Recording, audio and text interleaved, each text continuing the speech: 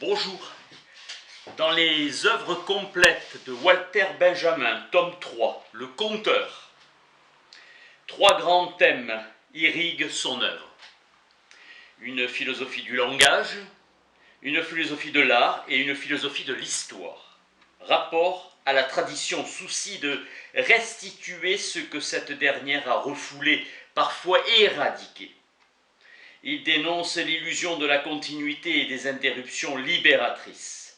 Restituer la vision des vaincus, des défaits de la tradition et à ses yeux vital pour le destin de la liberté. Le conteur, réflexion sur l'œuvre de Nicolas Leskov.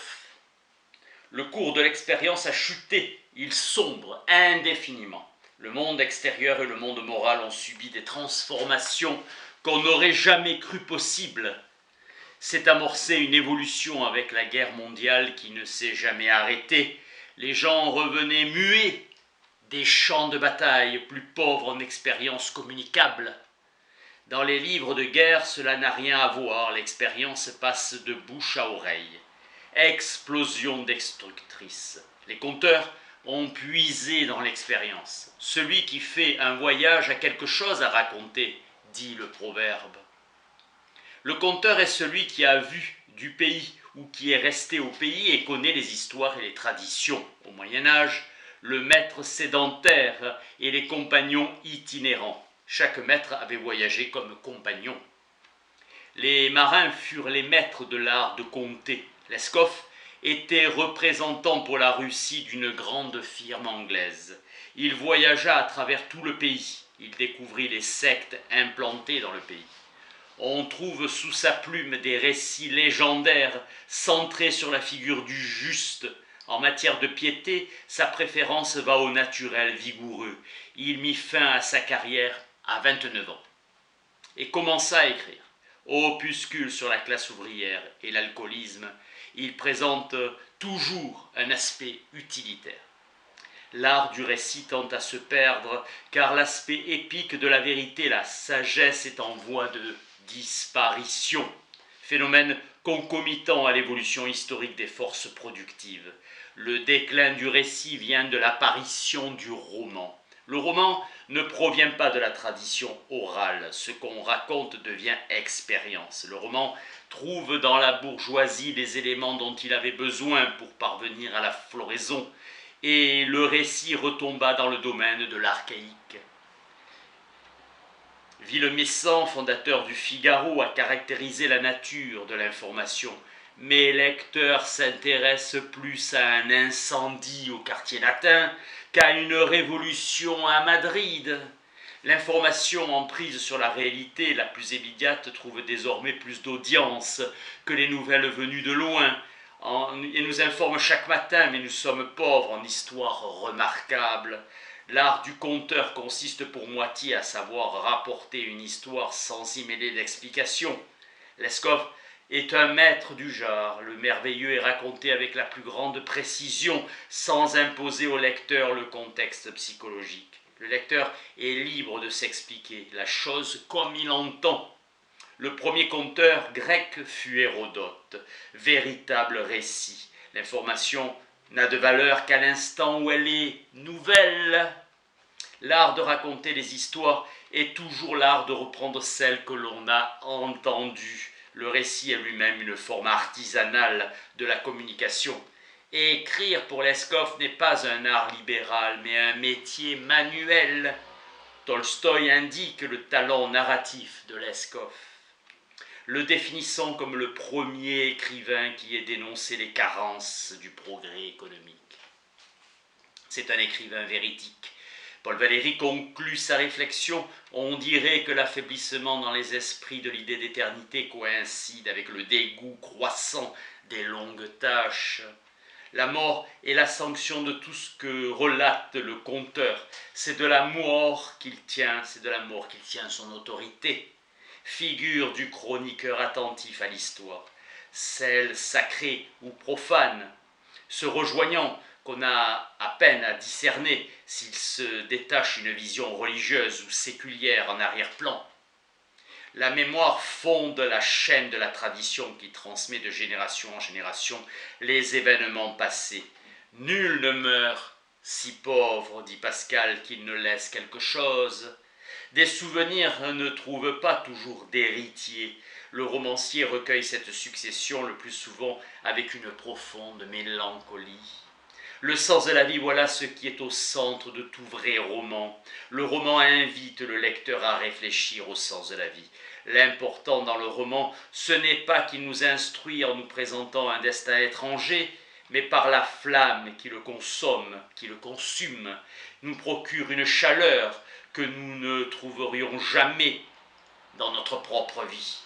Le lecteur est attiré par l'espérance de réchauffer sa vie. Le conte enseigne aujourd'hui, pour qui veut faire face aux puissances de l'univers, de combiner la ruse et l'effronterie, le courage.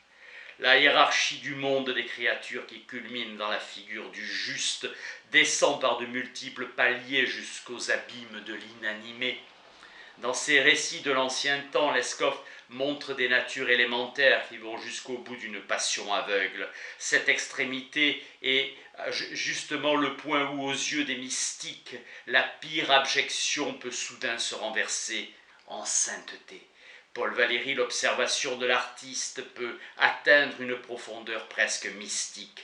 Les objets éclairés perdent leur nom. L'âme, l'œil et la main se trouvent mis en rapport. Le conteur ainsi considéré doit être mis au nombre des maîtres et des sages. Il sait donner un bon conseil, non point comme le proverbe dans quelques cas, mais comme le sage dans un grand nombre de cas. Le conteur est l'homme qui pourrait laisser la mèche de sa vie se consumer entièrement à la douce flamme de ses récits. Le conteur est la figure sous laquelle le juste se rencontre lui-même. Comprendre, c'est au fond sentir. Comprendre autrui, c'est se sentir en harmonie avec autrui. Adolphe Quetelet, astronome et mathématicien belge, propose dans sa physique sociale une loi binomiale qui s'inspire de binômes de Newton, formule donnant la énième puissance d'un binôme, permettant de dégager les lois de l'action humaine grâce à l'outil statistique. Projet laplacien d'une statistique administrative à partir des variations observées. Suivant les hédonistes, la vie consciente suit toujours la ligne de la moindre souffrance, mais la conscience n'est qu'un point lumineux dans la grande sphère obscure de la vie.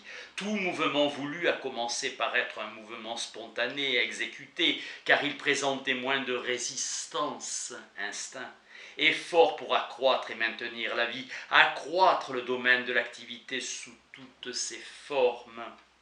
Agir, c'est vivre. Agir davantage, c'est augmenter le foyer de vie intérieur. Le pire est l'inertie. L'idéal moral sera l'activité dans toute la variété de ses manifestations. Agir pour le plaisir d'agir. Vivre pour vivre. Penser pour penser. Le plaisir n'est jamais premier. Ce qui est premier et dernier, c'est la fonction, c'est la vie. La jouissance n'est qu'un attribut, la tendance de l'être à persévérer dans l'être est le fond de tout désir. L'intensité de la vie a pour corrélatif nécessaire sa plus large expansion. La sexualité a une importance capitale dans la vie. Un surplus de force agit sur l'organisme tout entier, fécondité de la volonté. Vie, c'est fécondité, et réciproquement la fécondité, c'est la véritable existence.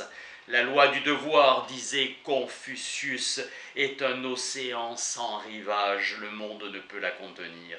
Quand on navigue sur le fleuve Amazone, on se croit sur la mer. Pour distinguer le fleuve de la mer, il faut non pas regarder au loin, mais se pencher et goûter l'eau.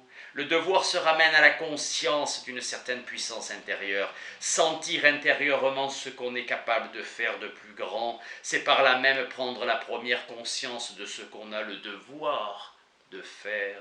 Le devoir est une surabondance de vie qui demande à s'exercer, à se donner. On l'a trop interprété comme le sentiment d'une contrainte. C'est avant tout celui d'une puissance. La vie ne peut se maintenir qu'à condition de se répandre. Il est impossible d'atteindre sûrement un but quand on n'a pas le pouvoir de le dépasser. L'intelligence et l'activité n'apparaissent plus comme séparées par un abîme. La pensée est presque une parole. Nous sommes amenés à exprimer ce que nous pensons. Celui qui n'agit pas comme il pense incomplètement. On a trop distingué la volonté de l'intelligence. On peut dire que la volonté n'est qu'un degré supérieur de l'intelligence et l'action un degré supérieur de la volonté. La moralité n'est autre chose que l'unité de l'être. L'immoralité est un dédoublement, une hypocrisie et conséquemment arrêt dans le développement de l'être. L'être antisocial s'écarte autant du type de l'homme moral que le bossu du type de l'homme physique. Les plaisirs supérieurs sont plus intimes et plus profonds. Les plaisirs inférieurs tendent à diviser l'être. Les plaisirs les plus égoïstes n'acquièrent tout leur charme que quand nous les partageons avec autrui. L'égoïsme pur est une sorte de mutilation de soi. L'artiste se sent intérieurement obligé à produire et à créer des œuvres harmonieuses. L'esprit scientifique est le grand ennemi de tout instinct. La conscience morale n'affirme pas, elle commande, et un commandement peut être sage ou fou. Le plaisir du danger tient surtout au plaisir de la victoire. Lorsque l'on a accepté le risque, on a aussi accepté la mort possible. La solution dépend de la valeur qu'on attache à la vie. Une seule peine efface la multitude des plaisirs de la vie. Le prix de la honte peut paraître insupportable. L'action morale a toujours un certain prix. La variété des doctrines prouve la richesse et la puissance de la pensée. La nature est un grand mécanisme qui marche toujours et que le vouloir de l'individu ne saurait un instant entraver. Indignation contre l'impunité et révolte de l'intelligence humaine sur l'idée de mal moral, idéal de la justice pénale où le maximum de défense sociale s'exprime avec le minimum de souffrance individuelle. Tout déploiement de l'activité est accompagné de plaisir. La souffrance apparaît avec les résistances. La vertu enveloppe analytiquement le bonheur. C'est la puissance de la vie et l'action qui peuvent résoudre les problèmes que se pose la pensée abstraite. Merci.